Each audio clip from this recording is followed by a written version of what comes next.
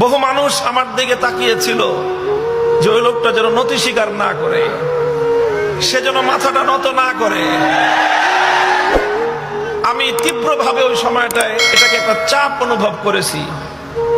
অন্য কোনো কিছুকে এতটা চাপ আমি অনুভব করিনি। আমার জেল হতে পারে, আমার কঠিন শাস্তি হতে পারে, বড় ধরনের হয়রানির শিকার আমি হতে পারি, এটাকে আমি অত বড় চাপ অনুভব করিনি।